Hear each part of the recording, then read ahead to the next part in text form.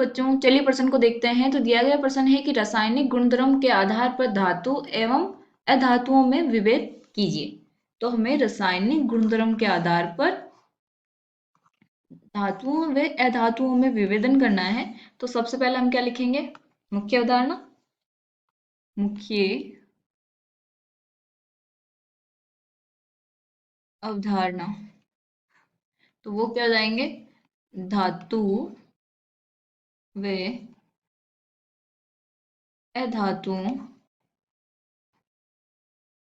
के रासायनिक रासायनिक गुणधर्म।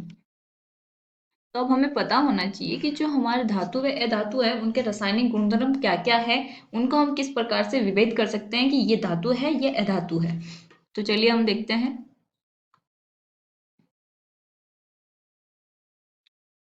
तो इधर हम लिख देते हैं धातु और इधर हम लिखेंगे अधातु। तो पहला पॉइंट क्या है? धातु की जो प्रकृति होती है वो धनात्मक होती है, यानी कि धनायन बनाएंगे। वो एक इलेक्ट्रॉन का त्याग करके वो क्या करते हैं? बनाते हैं धनायन। तो हम लिख सकते हैं धातु की जो प्रकृति है वो क्या होगी? धनात्मक होती है। अर्थात हम बोल सकते हैं कि धनायन बनाएगा। अर्थात धनायन बनाते हैं। यानी कि अगर हमारे पास जैसे सोडियम है तो वो क्या करेगा? एक इलेक्ट्रॉन का त्याग करके N+ बना के अपना स्टेप पूर्ण करके ऐसे करेगा। तो ये क्या बनाता है? धनायन। यानी कि इसकी जो प्रकृति होती है वो धनात्मक होती है। ठीक है। और अधातु क्या है? जस्ट इसका उल्टा। और ये सॉरी,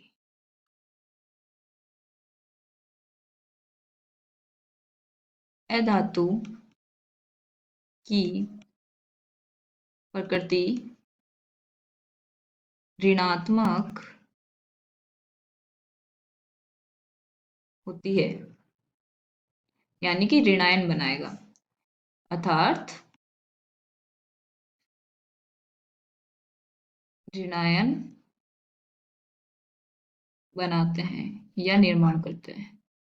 ठीक है। जिसमें जैसे कि हमारे पास कोई Cl है तो वो क्या होता है? इसमें 17 होते हैं कुल, और उसमें से संयोजकता कोष में कितने होते हैं? 7। उसको पूरा करने के लिए कितना चाहिए होता है? 1 इलेक्ट्रॉन। तो ये क्या करता है? 1 इलेक्ट्रॉन ग्रहण करके अपना स्टेप पूर्ण करता है एंड Cl- बनाता है। तो ये हो गई हमारी धातु और अधातु की प्रकृति।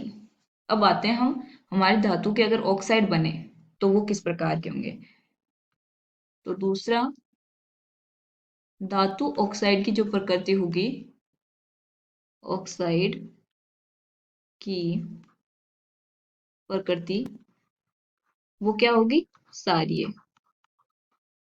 सारीय होगी। और यहाँ पे अगर अधातु की बात करें तो अधातु ऑक्साइड, अधातु ऑक्साइड की प्रकृति अम्लीय या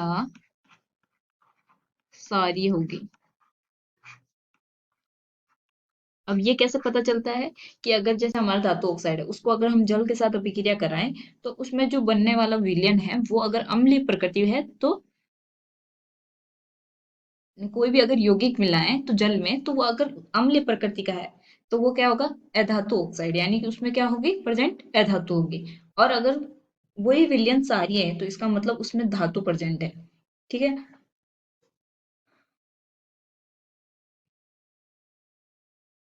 जैसे कि हमारे पास K2O है, यानी कि ये क्या है? धातु ऑक्साइड। इसको हम जल के साथ अभिक्रिया कराएंगे तो ये क्या बनाएगा? KOH। यानी कि KOH क्या बनाएगा? क्षारीय है ये, क्षारीय। तो इसको हम संतुलित करेंगे तो ये होगी संतुलित अभिक्रिया हमारी। और इसी प्रकार से यहाँ पे अगर कार्बन ऑक्साइड है और वो हमारा H2O के साथ अभिक्रिया करके क्या बनाता है H2CO3, ये होता है अम्लीय, दुर्बल अम्ल है ये, तो ये अम्लीय होगा। और यहाँ पे अगर कार्बन मोनोऑक्साइड है तो वहां CO2 और H2 बन जाएगा। जैसे कि यहाँ पे अगर कार्बन मोनोऑक्साइड है वो H2O के साथ अभिक्रिया करेगा तो क्या बनेगा CO2 प्लस H2, तो ये वाला क्या होगा हमारा उदासीन। ठीक है, तो ये तो हो गए दो। अब हम तीसरा देखते हैं।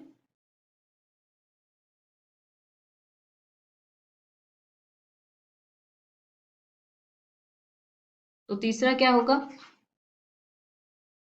कि जो हमारी धातु है वो अम्ल के साथ अभिक्रिया करके क्या, अम्ल के साथ अभिक्रिया करेगी और किसका निर्माण करेगी, एक तो लवण प्लस H2 का। यानी कि अगर हमारे पास कोई भी धातु है और वो अम्ल के साथ अभिक्रिया करती है तो वो लवण और H2O बनाती है। और यहाँ पे जो हमारी अधातु होती है, अधातु अम्ल से H2 विस्थापित नहीं कर सकती, नहीं कर सकती।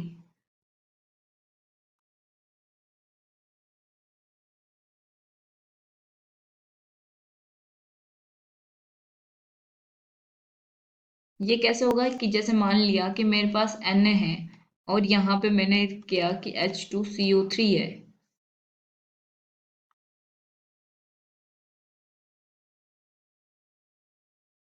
H2CO3 है, तो अब इसमें क्या होगा कि Na2CO3 बनेगा लवण प्लस H2 गैस निकल जाएगी। तो ये हमारे साथ धातु कर सकती है लेकिन अधातु ऐसा नहीं कर सकती। ठीक है, अब चौथा है हमारा कि जो हमारी धातु है वो जल के साथ अभिक्रिया करके क्या बनाएगी, धातु हाइड्रोक्साइड, हाइड्रो ऑक्साइड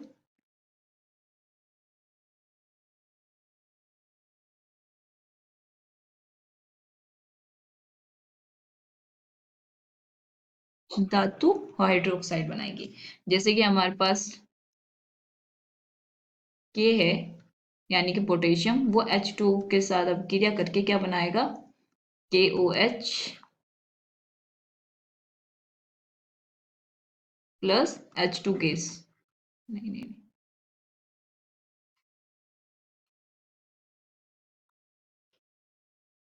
धातु जल के साथ अपक्रिया करके क्या बनाएगी, धातु ऑक्साइड हाइड्रोक्साइड प्लस H2। यानी कि अगर हमारे पास धातु है पोटेशियम, वो H2 के साथ अपक्रिया करेगी तो वो बनाएगी KOH यानी कि potassium hydroxide plus H2 gas, और साथ में उष्मा भी होगी, उष्मा। ठीक है, तो इसमें हम इसको 2 से मल्टी, इसको 2 से और इसको 2 से, तो ये हो गया हमारे संतुलित। और जो हमारी अधातु है वो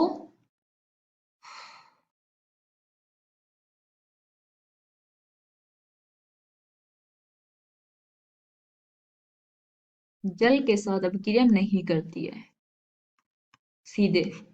ठीक है, उनके यौगिकों के रूप में करेगी लेकिन वो सीधे जल के साथ अभिक्रिया नहीं करती है। तो ये एक और अंतर हो गया रासायनिक गुणधर्म। तो आशा करती हूँ आपको समझ में आया होगा। धन्यवाद।